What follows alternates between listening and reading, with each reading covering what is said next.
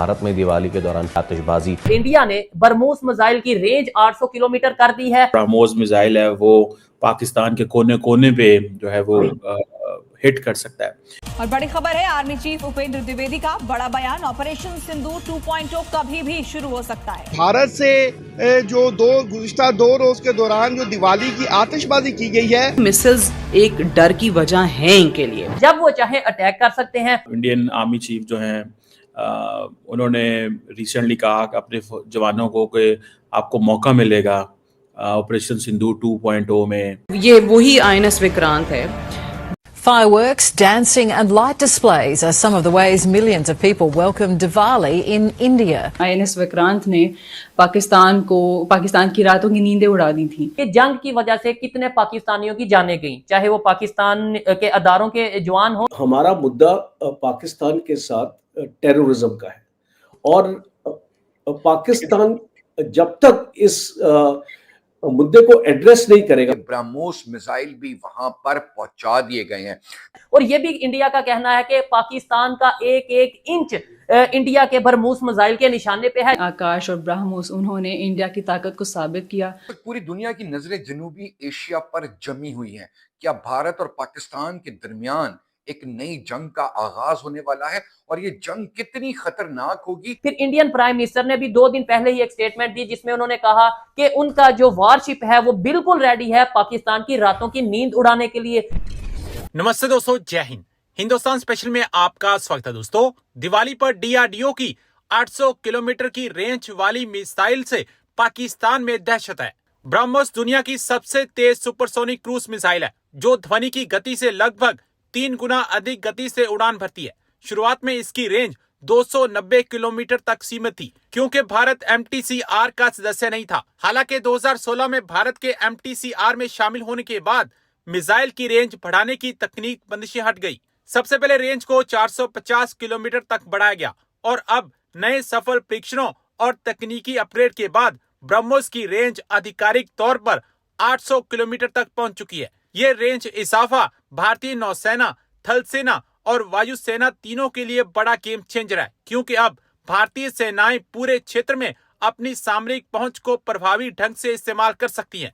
800 kilometre की range के साथ ब्रह्मोस मिसाइल सिस्टम भारतीय सैन्य शक्ति का एक मजबूत प्रतीक बन गया है। इंडिया ने बरमूस मिसाइल की रेंज 800 किलोमीटर कर दी है और ये भी इंडिया का कहना है कि पाकिस्तान का एक एक इंच इंडिया के बरमूस मिसाइल के निशाने पे है, जब वो चाहे अटैक कर सकते हैं। फिर इंडियन प्राइम मिनिस्टर ने भी 2 दिन पहले ही एक स्टेटमेंट दी जिसमें उन्होंने कहा कि उनका जो वॉरशिप है वो बिल्कुल रेडी है पाकिस्तान की रातों की नींद उड़ाने के लिए। पाकिस्तान को मुसलसल 2 जंगों के बाद अब तीसरी जंग का सामना है और वो जंग है गुर्बत की, बेरोजगारी और महंगाई की। मैंने आपको व्लॉग के स्टार्ट में ही बताया कि पाकिस्तान में टमाटर की कीमत 500 से लेकर 800 रुपए पर केजी तक हो चुकी है कि सीज फायर के बावजूद अफगानिस्तान से कुछ ऐसे ग्रोह हैं तालिबान के जिन्होंने ये ऐलान किया है, जिनकी वीडियो सोशल मीडिया पे आई हैं और उन्होंने कहा है कि चाहे अफगान तालिबान जो अफगान मौजूदा तालिबान गवर्नमेंट है उन्होंने पाकिस्तान से मुआहदा कर लिया, सीज फायर कर ली, लेकिन हम पाकिस्तान के खिलाफ अपनी जंग जारी रखेंगे, हम पाकिस्तान के खिलाफ अपने ऑपरेशन को जारी रखेंगे। इसका मतलब यह है कि कुछ ऐसे ग्रोह अभी भी अफगानिस्तान में मौजूद हैं जो पाकिस्तान के अगेंस्ट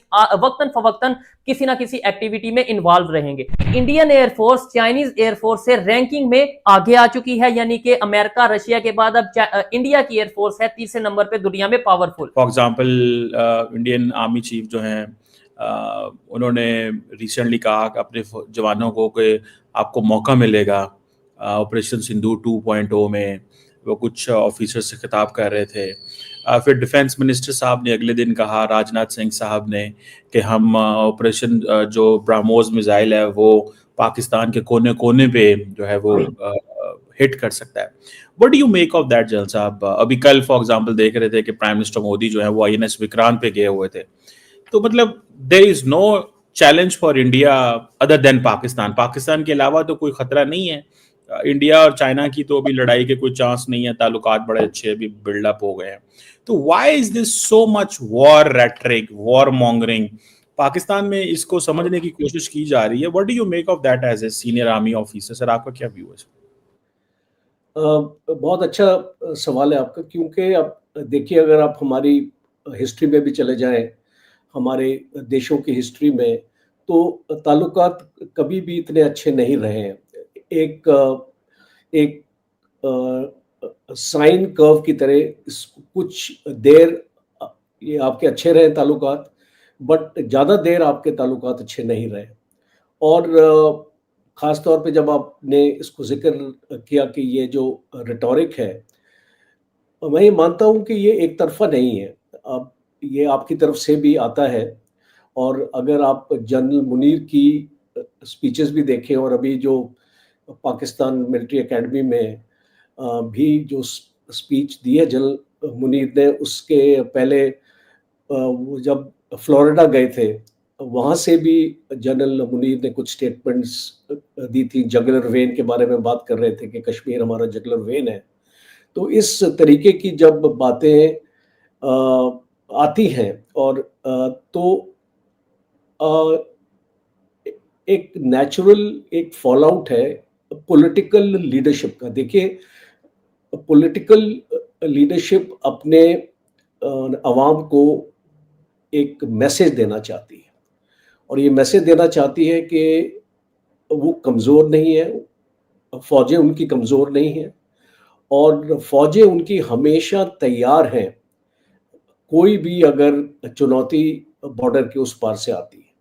और आपने सही जिक्र किया कि आज अगर देखा जाए तो जो सबसे ज़्यादा थ्रेट है वो पाकिस्तान की तरफ से है, और इसीलिए हमारी फ़ौज का अपने अगर इस फ़ौज की डॉक्ट्रिन अगर आपने देखी हो, वॉर डॉक्ट्रिन, हमारी फ़ौज की वॉर डॉक्ट्रिन हमेशा पाकिस्तान सेंट्रिक रही है।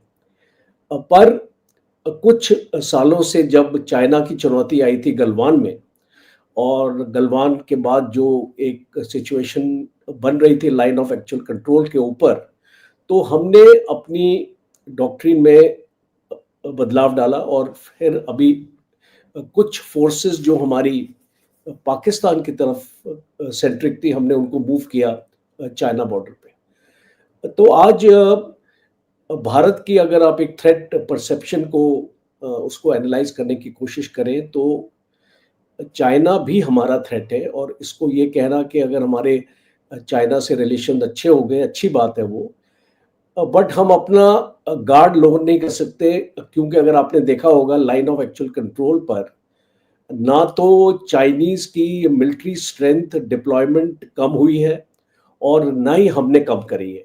तो अभी एक वेट एंड वॉच की पॉलिसी है वहाँ पे। जैसे जैसे कॉन्फिडेंस बिल्डिंग मेजर्स इम्प्रूव होंगे, मुझे लगता है कि फोर्स की जो स्ट्रेंथ है वहाँ पे कम की जाएगी। कुछ पेट्रोलिंग पॉइंट्स पे एक एग्रीमेंट हुई है